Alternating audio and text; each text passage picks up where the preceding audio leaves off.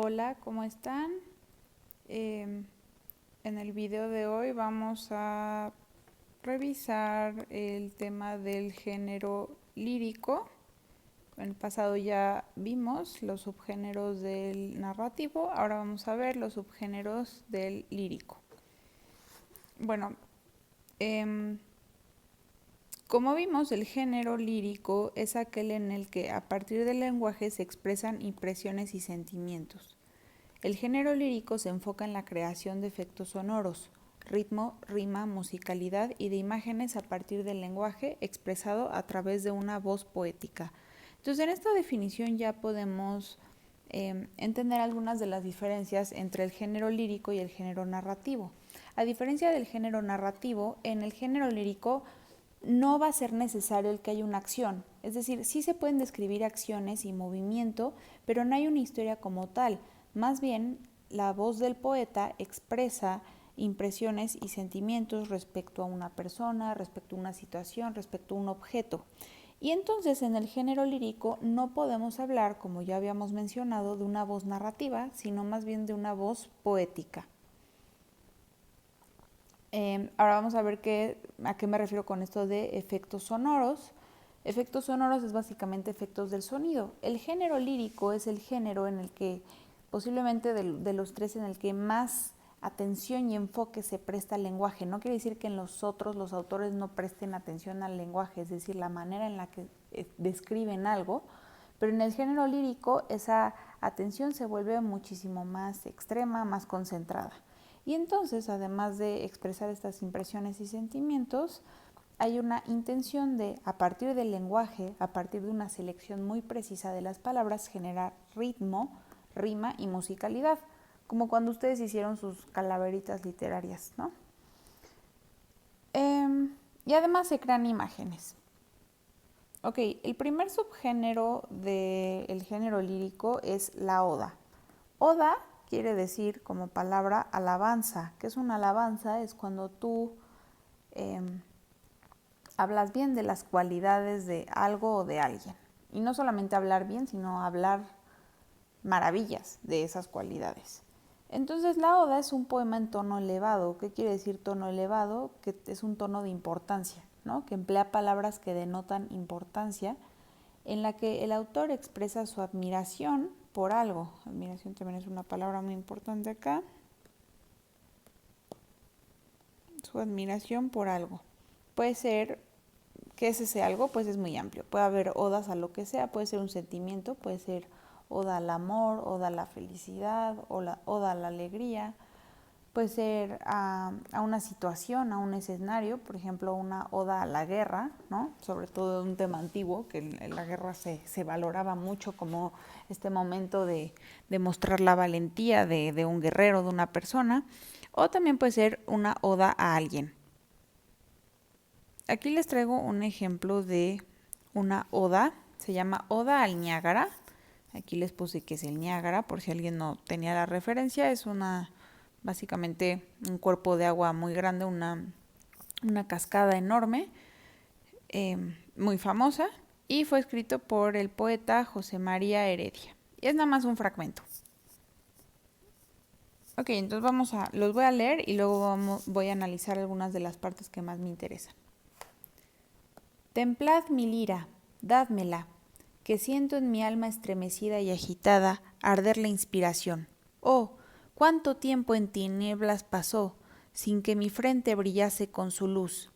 Niágara hondoso, tu sublime terror solo podría tornarme el don divino que, enseñada, me robó del dolor la mano impía.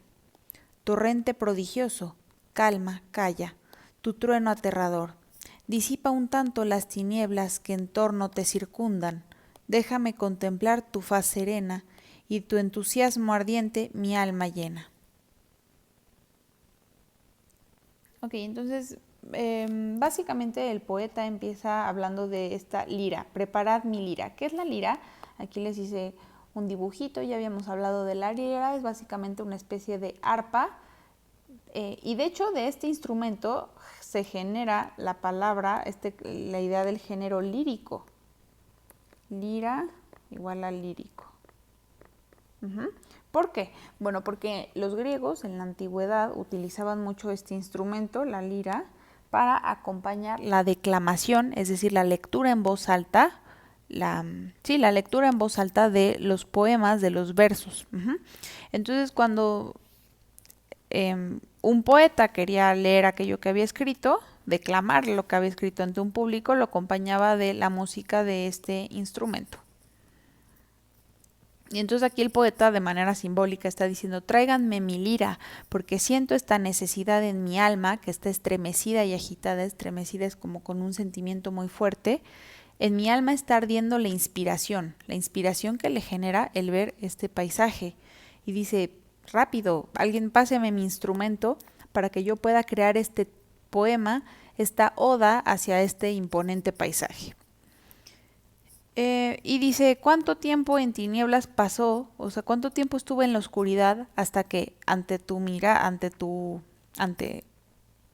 paisaje, ante tu grandiosidad, mi frente brillase con su luz? Entonces, esto podría ser de forma literal, el poeta diciendo, el sol, el brillo de tu agua me ilumina la frente, o también de manera simbólica, diciendo que el ver este paisaje, el avistamiento de este paisaje le despierta inspiración poética. Luego dice, Niágara ondoso, aquí empieza con su descripción. Ondoso básicamente es el movimiento de las olas. Tu sublime terror solo podría tornarme el don divino que ensañada me robó del dolor la mano impía. Aquí esta combinación de palabras es interesante porque sublime es algo excelso, es algo que se hace con maestría, con delicadeza, con verdadero don artístico, pero está hablando también del terror. ¿Por qué? Bueno, posiblemente se refiere a lo imponente. Terror no en un sentido negativo, sino en el sentido de lo imponente que es este paisaje enorme, porque el Niágara es gigantesco y además peligroso, ¿no? O sea, es un lugar en el que el ser humano se puede sentir pequeño y eso es lo que encapsula esta palabra de lo sublime. Y dice, bueno, que básicamente solamente tus aguas podrían como devolverme este don divino, el don de la poesía, el don para escribir y poder alabar y crear imágenes maravillosas. Y después habla de un torrente prodigioso. Torrente es básicamente una gran cantidad de agua que está saliendo todo el tiempo de un lugar, ¿no? Entonces esto es el torrente de la cascada. Y prodigioso quiere decir que asombra, entonces está diciendo que sus aguas asombran, pero que a la vez calman y callan tu trueno aterrador. Tu trueno aterrador se está refiriendo al sonido imponente de esta cascada. Pero está diciendo, aunque el sonido es aterrador, es imponente, hay algo más allá en ti que logra calmar y callar mi alma. Y disipar quiere decir despejar las tinieblas que en torno te circulan y contemplar y que le permiten al poeta contemplar este lado faz quiere decir cara, esta cara serena del Niágara. Y bueno, al final termina diciendo lo que le hace sentir este paisaje que llena de entusiasmo su alma. Entonces aquí en este poema ya podemos ver muchos rasgos del género lírico.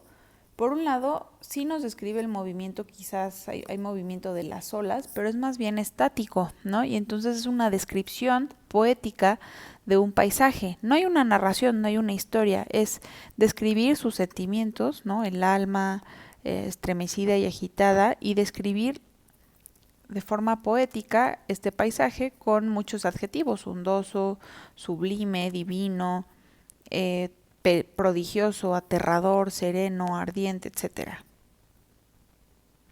Ok. El segundo subgénero del género lírico es la elegía. ¿Qué quiere decir elegía? Es un poema en el que se expresa profundo dolor, particularmente frente a la muerte. No tiene que ser frente a la muerte, puede ser frente a la pérdida de un objeto o cualquier tema que genere dolor, pero lo importante y cómo podemos reconocerlo es porque el tono va a ser triste y las imágenes van a ser, por lo general, pues quizás oscuras, se va a repetir mucho palabras que remitan al tema de la muerte, la oscuridad, el dolor, etc. Aquí les traigo un ejemplo del poeta Unamuno y se llama En la muerte de un hijo. Entonces, fíjense, es un tema muy fuerte, ¿no? Que el dolor profundo que podría significar el perder a un ser que tú mismo creaste. Lo leo y igual que la otra vez, lo revisamos después. Abrázame, mi bien, se nos ha muerto el fruto del amor. Abrázame, el deseo está cubierto en surco de dolor. Sobre la huesa de ese bien perdido, que se fue a todo ir, la cuna rodará del bien nacido, del que está por venir. Trueca en cantar los ayes de tu llanto, la muerte dormirá, rima en endecha tu tenaz quebranto, la vida tornará. Bueno, entonces aquí básicamente está planteando la situación y nos está diciendo, ha muerto nuestro hijo, abrázame, esposa o esposo, abrázame el otro padre o la madre, que se nos ha muerto el fruto del amor. O sea, el fruto del amor es el hijo, es una metáfora para significar el hijo. Abrázame, porque el deseo, lo que antes era deseo, lo que antes era amor, ahora está cubierto, ahora es un surco, un hoyo en el piso, surco es hendidura de dolor. Y aquí tenemos otra imagen muy fuerte que alude a la muerte, que es huesa. La huesa es básicamente el hoyo que se hace en la tierra para enterrar un cadáver. Entonces dice, sobre la huesa, sobre este hoyo en el que enterramos a nuestro hijo, de ese bien perdido, el bien perdido es el hijo, que se fue a todo ir, posiblemente por una partida rápida, quizás inesperada, algo inesperado, la cuna rodará del bien nacido, del que está por venir. Y bueno, quizás de forma simbólica está diciendo, bueno, de este dolor quizás pueda nacer algo bueno. Entonces sí es un poema que está lleno de dolor, pero también Unamuno decide darle un giro al género de la elegía y llenarlo al final de esperanza. Y dice, cambia tus quejidos y suspiros de tu llanto, porque finalmente después de todo este dolor, la muerte dormirá, es decir, el dolor terminará por pasar. Y este canto, esta rima que yo estoy haciendo, va a hacer que la vida vuelva, ¿no? Que vuelva a haber felicidad. Pero finalmente podemos identificar los rasgos de la elegía y es que está hablando de la muerte y tiene todas estas palabras, huesa, perdido, ayes, llanto, muerte, quebranto, dolor, ¿no? Que están hablando justo de un sentimiento de pérdida, un sentimiento de dolor que quiere sanar, ¿no? Pero que sin duda está presente. Ok, el tercer subgénero del lírico se llama égloga y básicamente son poemas en los que se hacen descripciones del campo o el bosque y a veces presenta personajes pastores idealizados, entonces también le podríamos llamar género pastoril.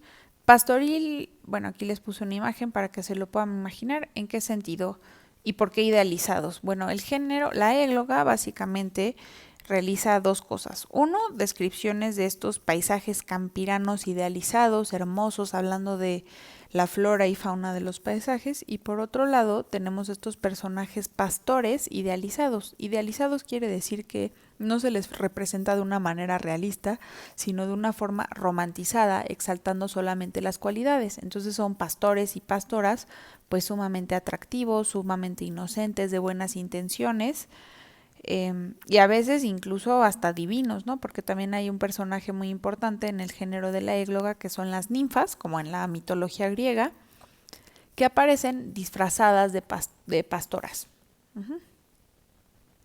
Ok, vamos a leer un ejemplo de égloga, es solamente un fragmento, y dice, no presta aliento nolmas y avellanos, el céfiro apacible, no siembre de aljófar cristalina el verde suelo, ni nos hincha las manos el meloso septiembre con dorado racimo ternezuelo, ni nos otorgue el cielo los madroños, bellotas y castañas, dulces manzanas y sabrosas nueces, ni alegres flores de la primavera, ni a las silvestres cabras las montañas, los verdes ramos den, cual otras veces, y la manada de hambrienta muera, si no fuera aplacada con humos la alma de la ninfa amada. Ok, bueno, por las palabras que elige nos podemos dar cuenta que está describiendo de una forma muy precisa la flora y fauna de este lugar, porque está precisando qué tipo de árboles hay olmos, hay avellanos, nos está permitiendo a partir del uso del color el imaginarnos muy bien este paisaje. Está hablando, por ejemplo, de racimo ternezuelo, es decir, uvas muy tiernas, de los frutos de estos árboles, de madroños, bellotas, castañas. Habla de manzanas, de nueces, de flores alegres y también de los animales que hay, cabras, lo que lo rodea, el paisaje, las montañas, y de ramos. Entonces un poco una imagen de la primavera, ¿no? De frutos nuevos, etcétera. Pero lo que está diciendo, y es que este fragmento se inserta en un poema más amplio, es que nada de esto va a lograr surgir a menos de que se aplaque, es decir, se alivie el dolor del alma de la ninfa amada. Entonces hay una ninfa que está dolida y que posiblemente podría evitar que todo esto pase. Pues bueno, se dan una idea más o menos de los temas del género de la égloga. Y por último tenemos la sátira. Aquí, ojo, les puse esta aclaración de poemas más bien aquí debería decir satíricos.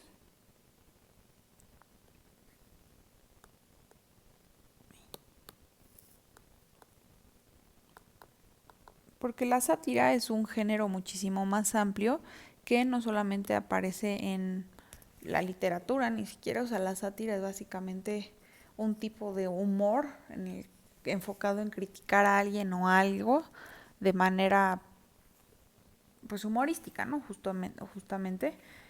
Pero bueno, de poemas satíricos básicamente son poemas, por eso del género lírico, que se usan para realizar una burla a alguien o algo a partir de una crítica mordaz. ¿Qué quiere decir mordaz? Básicamente quiere decir que no es una crítica velada, sino que es una crítica evidente y que sí tiene una intención muy clara de herir los sentimientos del otro.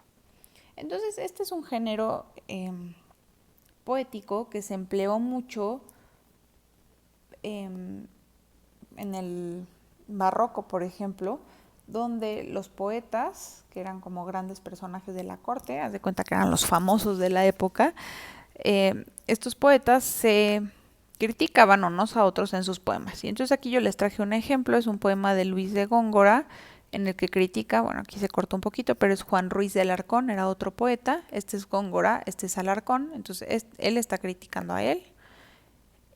Bueno, y vamos a leerlo y ahorita les explico algunas de las palabras porque sí está muy rebuscado, pero una vez que entendemos las palabras ya se entiende bien lo que le está criticando. Y dice: de las ya fiestas reales, sastre y no poeta seas, si a octavas como a libreas introduces oficiales. De ajenas plumas te vales, corneja desmentirás, la que adelante y atrás gémina concha tuviste, Galápago siempre fuiste y Galápago serás. Bueno, primero vamos a ver esta idea del sastre y el poeta. Básicamente lo que Góngora le está diciendo es que él, aquí el pobre criticado, le está diciendo: tú no eres un poeta, tú eres un sastre. El sastre es aquel que confecciona trajes, y no es que esté diciendo en un sentido literal que Alarcón hacía trajes y no poemas, pero lo que está diciendo es que en vez de escribir poesía como un poeta, escribía poesía como un sastre, es decir, solo preocupándose por unir partes y solo preocupándose por la parte mecánica, no poniéndole suficiente alma y empeño a sus poemas.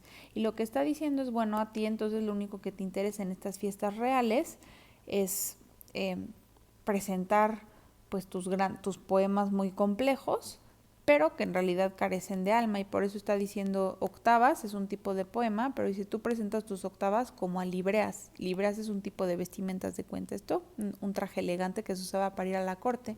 Entonces dice: a ti lo único que te interesa es la apariencia de tus poemas, ¿no? Eres un sastre de poemas, no un verdadero poeta. Y luego la parte más crítica posiblemente de la crítica que hace, la parte más fuerte es: de ajenas plumas te vales. Ajenas es que le pertenece a otro. ¿Y plumas a qué se refiere? No se refiere en un sentido literal a pluma, el plumaje de un ave, pero es que en esa época se escribía con plumas, ¿no? La punta de una pluma. Y entonces plumas aquí básicamente se emplea como metáfora para decir los versos o las ideas de otros escritores. Y lo que le está diciendo es que es un copión. Dice: tu poesía no es original y depende, te vales, es decir, depende de las ideas de los poemas de otros. Y luego le dice corneja, corneja. ¿Por qué le está diciendo corneja? La corneja es un tipo de ave de rapiña, un poco como un buitre jorobado, y es que al parecer Alarcón se supone que tenía una gran joroba. Entonces le dice corneja, desmentirás, o sea, tú vas a negar, pero no lo vas a poder negar al final porque es muy evidente, que llevas adelante y atrás gémina concha, o sea, un caparazón, y que tuviste, ¿no? Y es que al parecer, por su postura y o sea, estaba un poco deforme del cuerpo Alarcón, entonces tenía como una especie de caparazón, es lo que describe, y por eso le dice, Galápago siempre fuiste, Galápago refiriéndose a una tortuga, y Galápago serás, aunque lo intentes negar, tú siempre vas a ser este ser deforme. Entonces, bueno, así vemos que la sátira en realidad sí tiene una intención muy evidente de generar una crítica. Bueno, espero que les hayan gustado los poemas, que hayan entendido un poquito más acerca de estos subgéneros.